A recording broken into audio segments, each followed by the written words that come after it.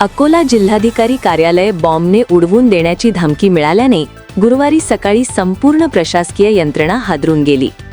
जिल्हाधिकारी कार्यालयाच्या अधिकृत ईमेल आयडीवर आलेल्या निनावी धमकीमुळे शहरात भीतीचं वातावरण पसरले असून प्रशासन व पोलीस यंत्रणांनी तातडीने युद्ध पातळीवर हालचाली सुरू केल्या.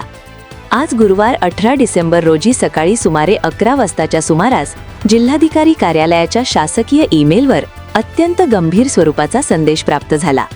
दुपारी 2 वाजेपर्यंत कार्यालय रिकामे करा, अन्यथा बॉम्बस्फोट घडवून आणू, असा थेट आणि जीवघेणा इशारा या ईमेलमध्ये देण्यात आला होता. धमकी मिळताच जिल्हाधिकारी प्रशासनाने क्षणाचाही विलंब न करता पोलीस अधीक्षकांना माहिती दिली. परिस्थितीचं गांभीर्य लक्षात घेत पोलिसांनी खबरदारीचा उपाय म्हणून संपूर्ण जिल्हाधिकारी कार्यालय तात्काळ रिकामे केले.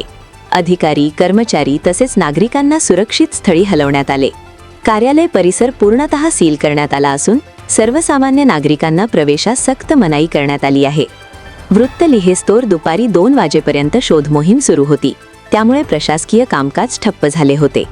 घटनास्थळी मोठ्या प्रमाणात सुरक्षा यंत्रणा तैनात करण्यात आली आहे.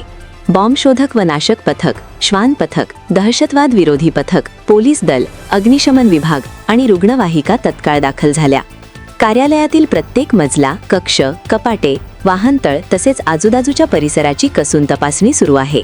दरम्यान धमकीचा ईमेल नेमका कुठून आला, कोणत्या IP ॲड्रेसवरून पाठवण्यात आला आणि यामागे कोण आहे याचा शोध घेण्यासाठी सायबर सेल पूर्ण क्षमतेने सक्रिय झाला असून तांत्रिक तपास युद्ध पातळीवर सुरू आहे. शहरातील सुरक्षा व्यवस्थेतही वाढ करण्यात आली आहे.